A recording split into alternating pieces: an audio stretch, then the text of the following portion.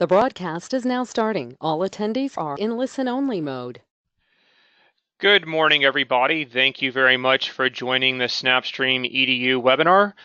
My name is Brian Weissman, and we're just going to give everyone a few more minutes to roll on in here, and we will get started momentarily.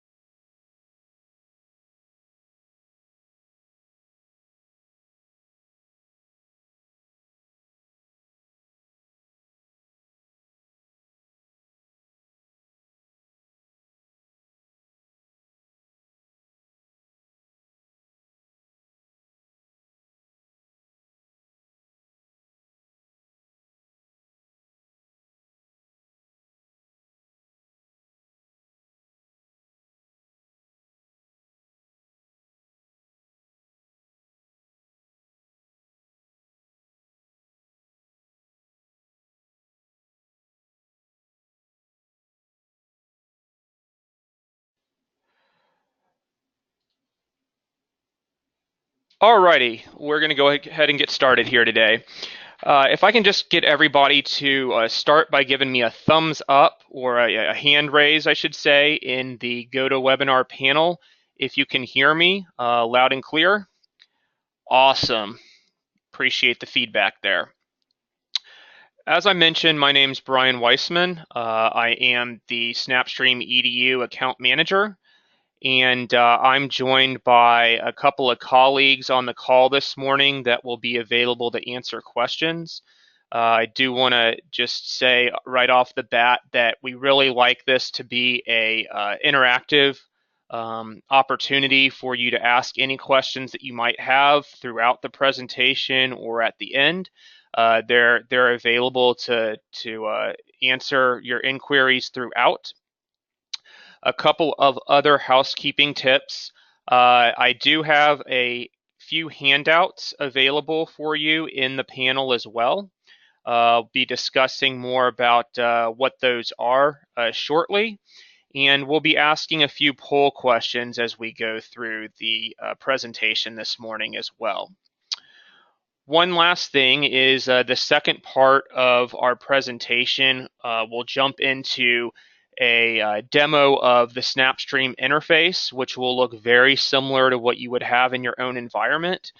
I'll be showing some video, and there might be a little bit of pixelation or lag with that video content, and that's just solely because of the screen share that we're doing this morning. In your own environment and on my side, it does look crystal clear.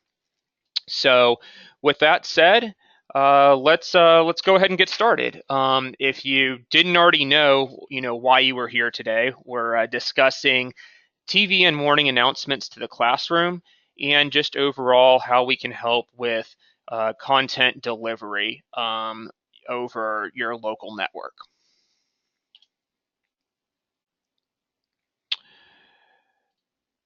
So before I go any further, just want to find out, and if you don't know what this means, that's fine. You will hear shortly. But I'm going to launch our very first poll, just a simple yes or no question here. Do you currently have an IPTV solution? So if you can go ahead and weigh in for me, we'll give everybody a few minutes and just post out those results here. And it's looking about what I would have suspected, honestly, which is a good thing.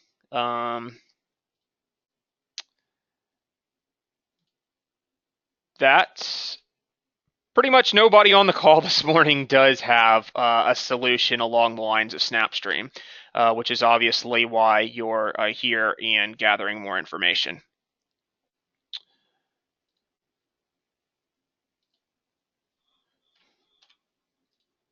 So let's talk a little bit about who SnapStream is as a company. We are a small but nimble and forward-thinking operation of about 30 people. As you can see by the picture here, we have a lot of fun, but also get the job done. Most of us are based in Houston, Texas, with a few staff scattered around the rest of the country. Some of the entities that we work with in the education space are listed there. Everything from higher education to private schools to small, medium, large public school districts, and really everything in between.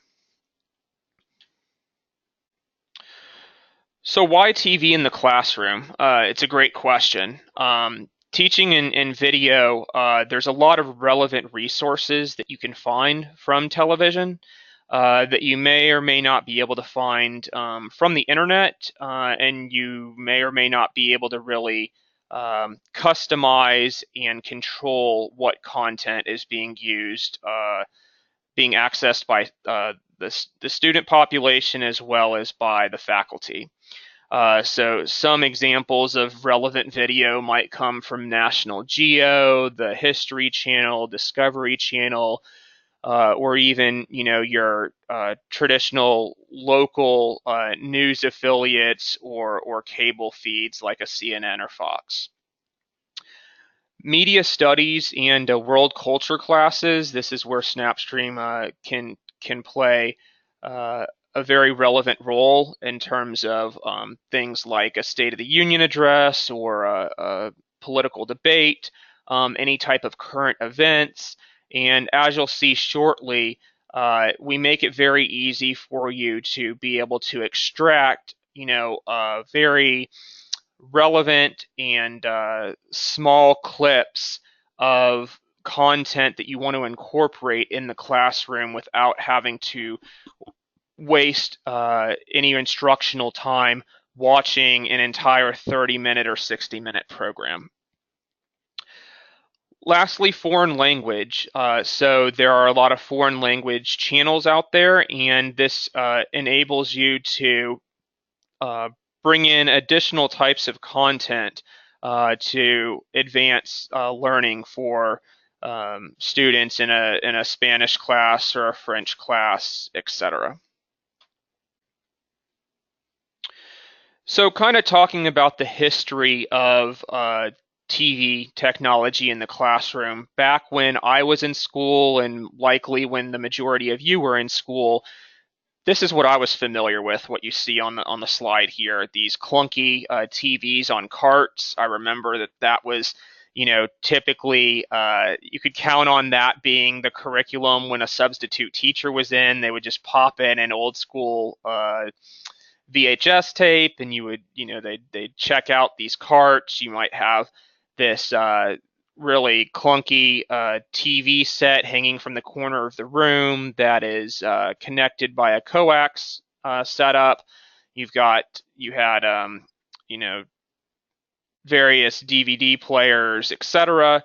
And the thing about that is it's hard to use. The hardware, just quite frankly, is not in many schools anymore, and if it is, going forward, it's going to be a thing of the past. So when any sort of technological updates are done, a lot of this equipment is ripped out.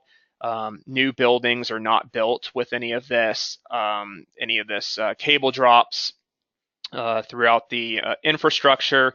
And as I mentioned before about accessing the content, it also just wastes instructional time with getting it up and running.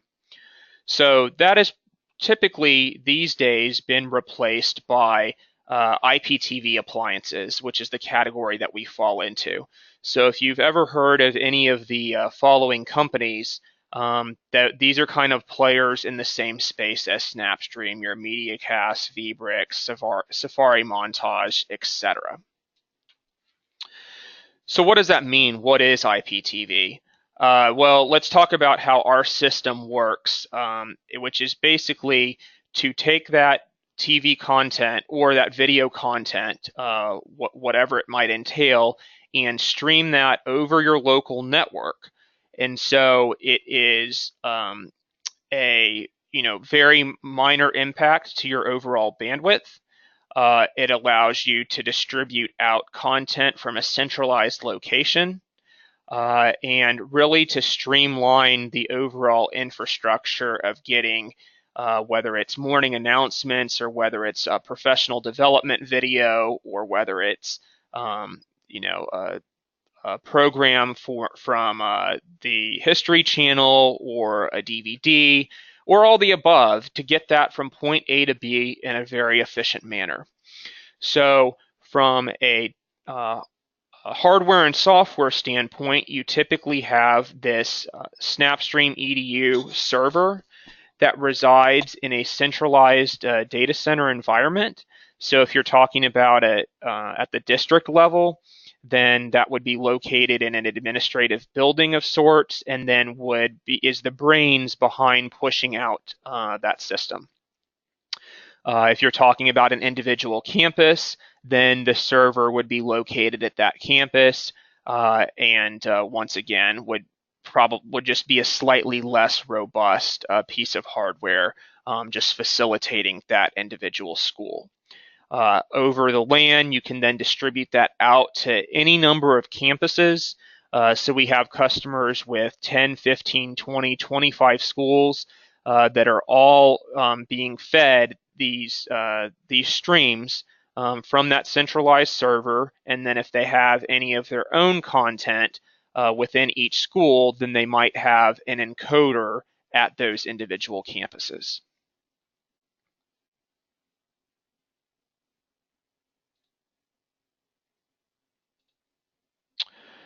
Want to go ahead and launch our second poll question at this point.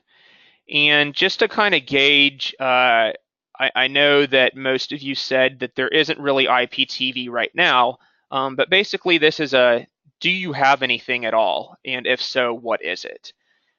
So we've got that poll question launched. If you can go ahead and provide your feedback on which of these are getting used, if any. It's kind of helpful to just get a lay of the land.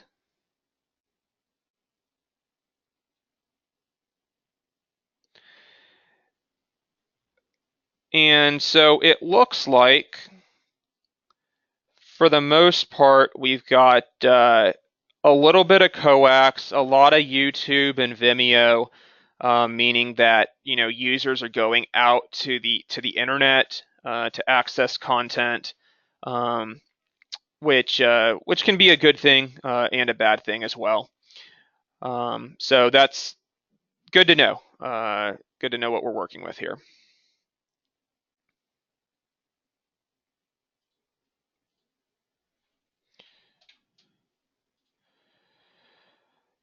If we move on to our next slide, this may seem a bit elementary of sorts, but it's very important when talking about SnapStream or any other educational technology that it just makes sense and that it works. And above all else, that is the reason that customers end up going with us in this space, is because we have a very intuitive and user-friendly interface, which you'll see momentarily. And because of that, we get a very high level of usage when this gets implemented into school systems. The system is capable of both live and recorded TV. Likewise, it's capable of live and recorded content that you are shooting yourself. As you can see here, we are compatible with a variety of different devices, from iPads and Macs to PCs, Chromebooks, etc., and are accessible on your browser of choice. So there's a lot of flexibility in terms of how the content is consumed, although I will say that the primary method that we see is from a teacher's device connected to a smartboard or projector, and then consumed from that standpoint. But if you are giving access to students as well in a one-to-one fashion, that is certainly a possibility. There's no hurdles there. So as I mentioned, you're able to easily clip and share content and download that information into whatever other CMS or curriculum source that you're utilizing.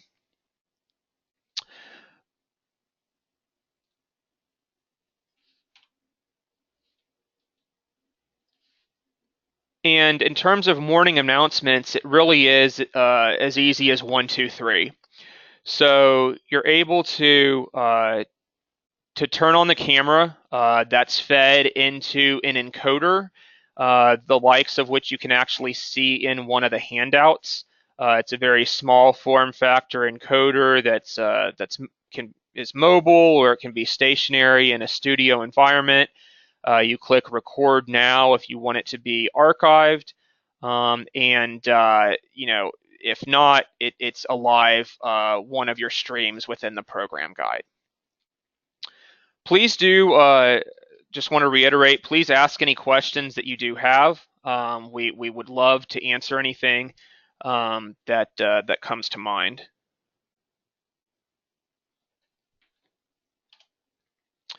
So in terms of uploading video, that is an additional pillar. So that it's really a three-pronged approach.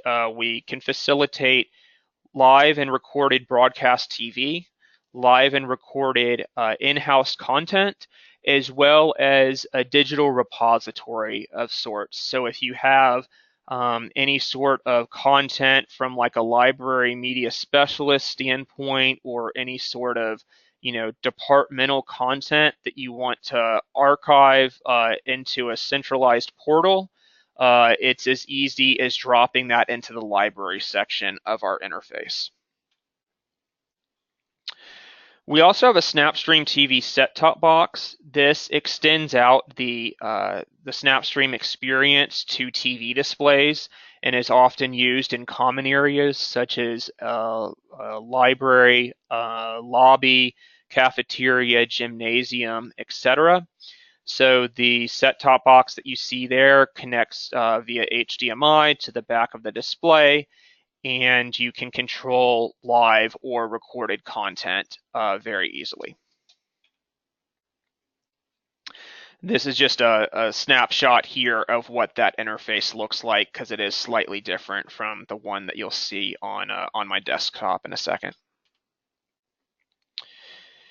And seeing is believing, so with that said, let's go ahead and jump into the interface itself. But first, I do want to put up our third poll question and just understand a little bit more about each of your use cases. So we've got 4 different options here. It is you're not restricted to just one. So how are you looking to use something like SnapStream?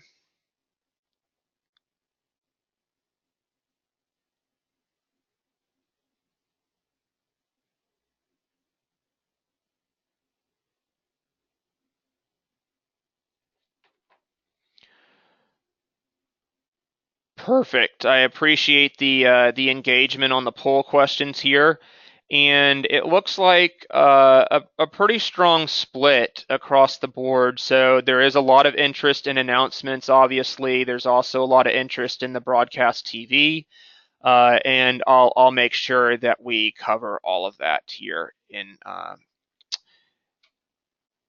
jumping into the product itself. So as you can see, I'm using Google Chrome right now. It doesn't really matter though if you're a Firefox fanatic or if you prefer Internet Explorer, what have you. You simply go into a particular browser and I'm actually going to log out here and start from the very beginning. So I've gone to the to my server, which happens to be called SnapEDU, and I'm going to put in my login credentials and I'm going to sign in. Any users on your end would go through a login authentication process as well, and I'll talk about the integration with that shortly.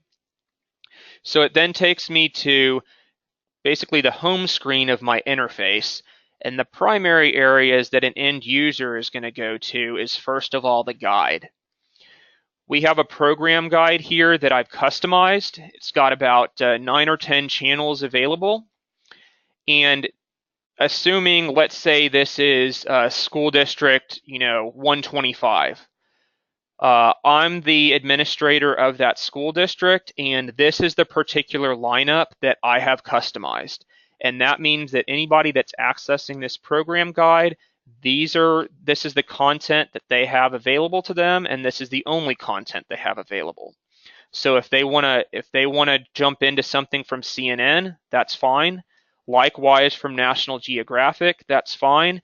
If they want to watch something on MTV, that's too bad because that's not available in this program guide. Now, if they wanted to come to whoever has access to make those decisions and say, "Hey, I'd like to, get one of my feeds tuned to this," that's something that you can take up internally. But just wanted to point out that you are basically creating the exact lineup that you want. So you see that the first handful of channels here, these are broadcast TV channels, just like you would find at your own residence. The last feed that you see, this is a mocked up feed. It is actually a live feed intended to mimic what you would have at your own campus. So this is basically a morning announcements feed, if you will.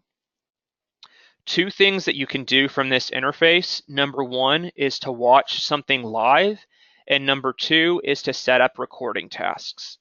What you see indicated with the red icons means that all of this programming is currently recording. If I jump into my ESPN feed here and I right click into the program I want, I can either come in and watch this live. I can set it up to be recorded episodically all the way to recording something 24/7. You'll understand in a second the relevance of recording something around the clock. So if I want to watch this program live, I simply click into it, and now I am watching this seamlessly. It plays back in a multicast stream through VLC player, and this is live TV just like it would be on, any regular TV experience.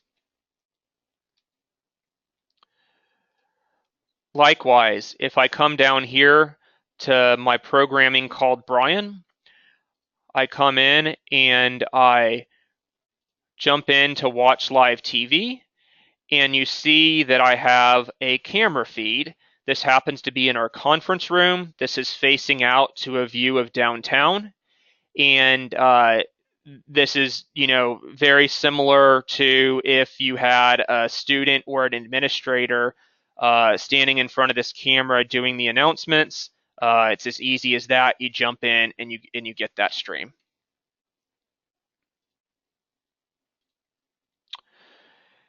Everything that's been archived, whether it is TV or in-house content, then lives over in the library. So you can see here that I've got several hundred hours of programming.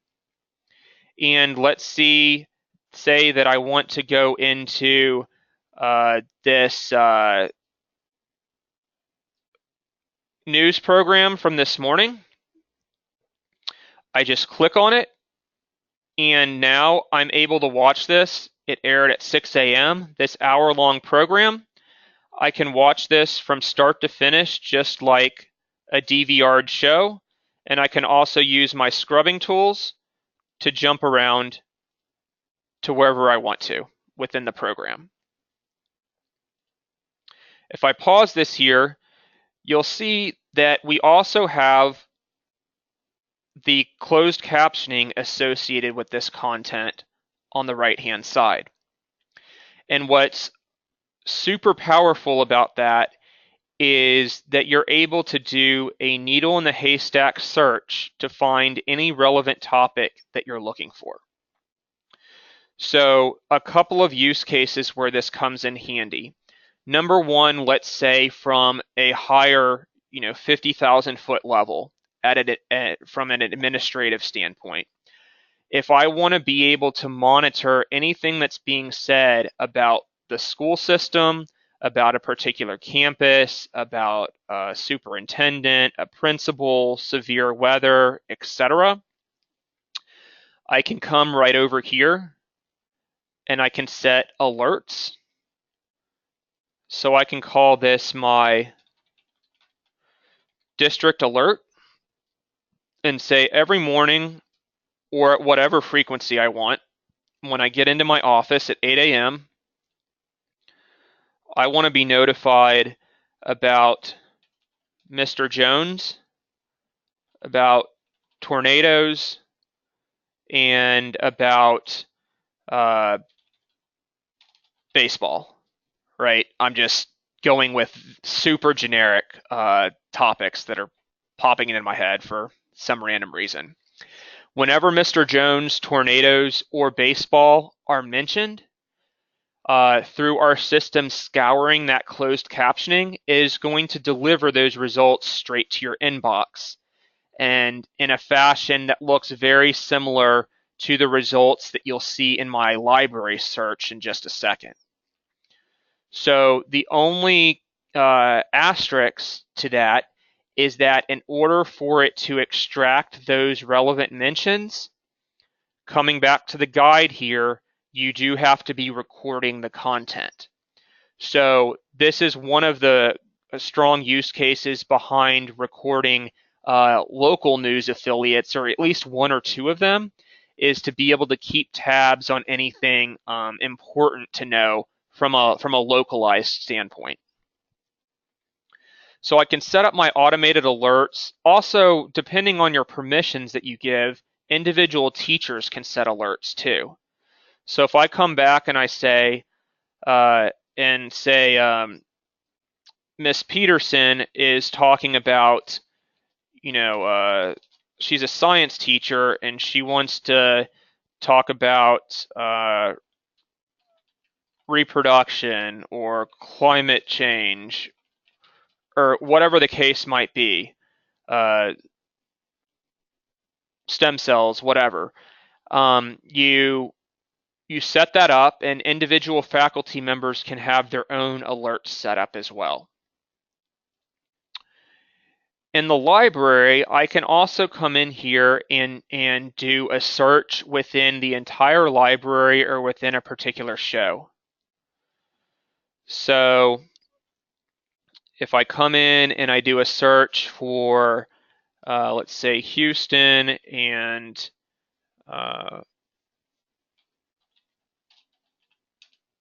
Harvey, and it returns me results, and when I click into that, if I pause this real quick, it drops me straight into the point of what I was looking for. And there's ways to get very specific with that search process so that I can go from searching for just Donald Trump to searching for, when Donald Trump said something, but it was related to Mexico, but it wasn't talking about Hillary Clinton, and it was on CBS yesterday, et cetera, et cetera.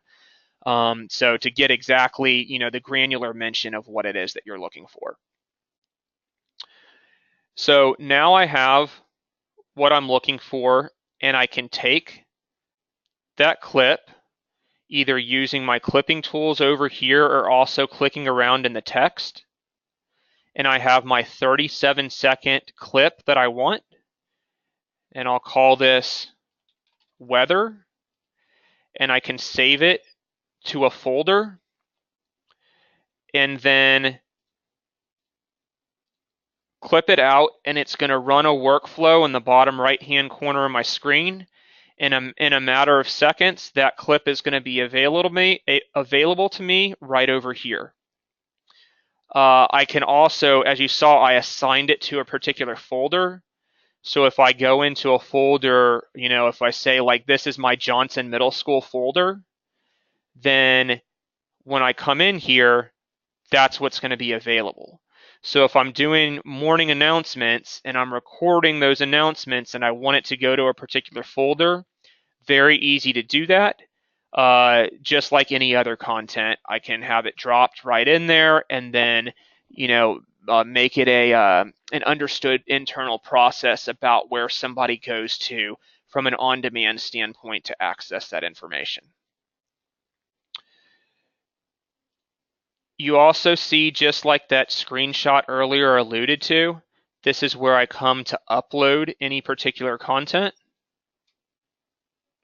So I'm going to come in here, I'm going to select a file from my device, and I am going to upload it into a library folder of choice.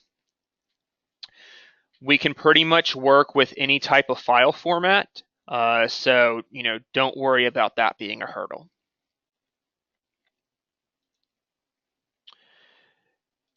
You notice this tab up here that says YouTube, and I do want to mention it's basically a one-way street. So we cannot directly pull in information from YouTube, but we have you can authenticate, or you can give access to push something out to a school YouTube page for external users to be able to see.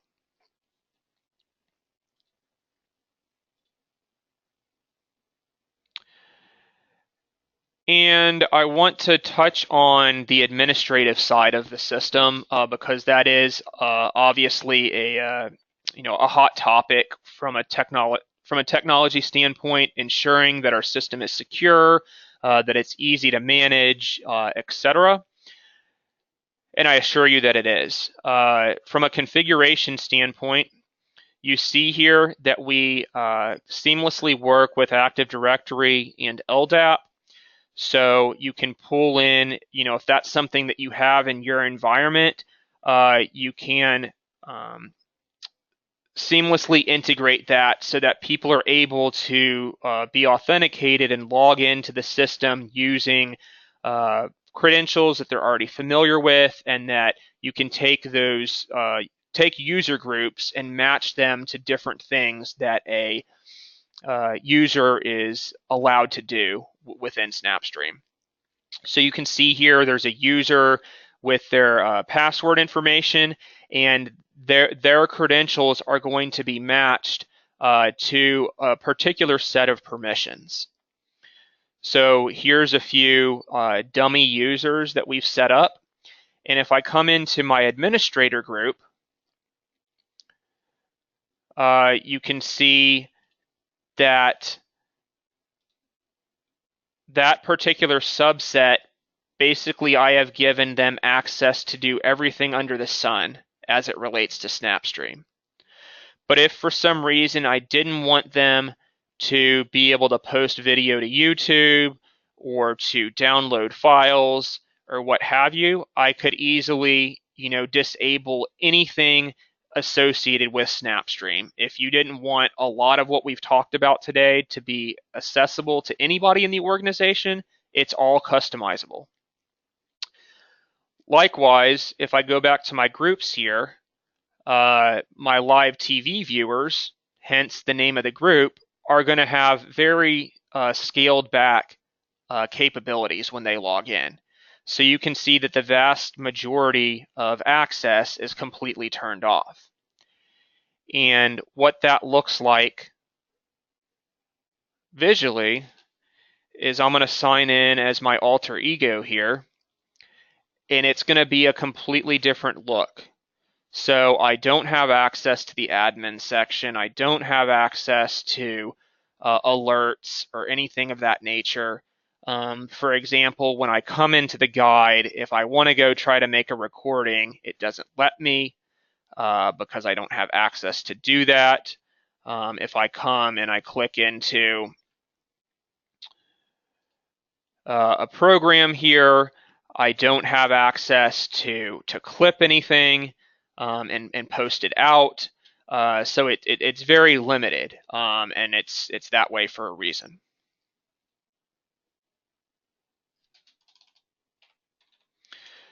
Another way in which these customized security settings work is that, let's say you have a group of 10 schools and each of them are doing their own in-house content. If I come back to the guide here, it might not be relevant for elementary school number 1 to be seeing the content of high school number 3. So you can direct streams to subgroups so that they're only seeing content that is relevant to them, which is important for obvious reasons.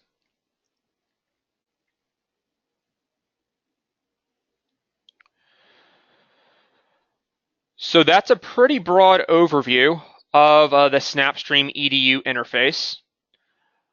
I am very ecstatic that so many of you were able to join the call this morning, and I do have a few additional questions here. So going to put those up right now. If you do have any further questions, as I mentioned, we're happy to answer them. And I'm not going to share this information out, obviously. This is just for my own internal use. Pretty straightforward question here. Are you interested in doing a proof of concept? We are big believers in making sure it's the right fit for you. So please let me know, and I'd be happy to have a discussion about how we can get that set up. Pretty straightforward. I've actually included an attachment that has a proof of concept form in the bottom in the handout section, and will give us pretty much the information that we need.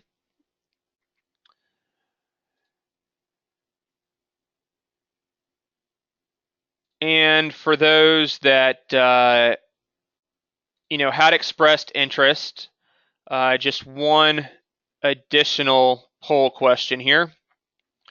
Kind of what does your time frame look like?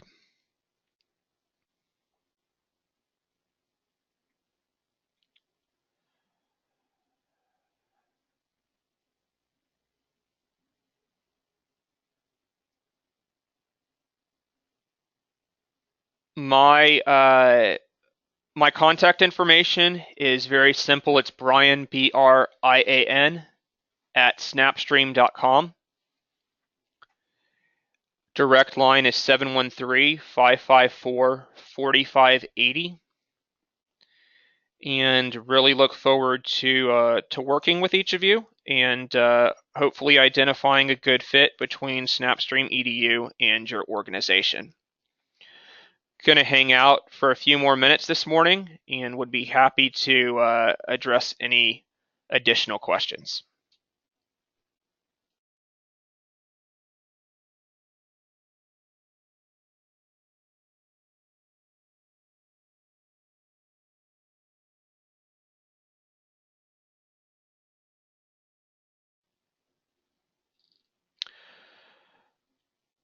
So just to reiterate, I can be reached via email. It's Brian, Brian, at snapstream.com. My phone number is 713-554-4580. We do work with entities from coast to coast. So we're familiar with pretty much all shapes and sizes and geographic areas. There, you can also it's scalable as well. So the system can be enabled with whatever you think you need, and you can also scale up in terms of storage as well as number of feeds.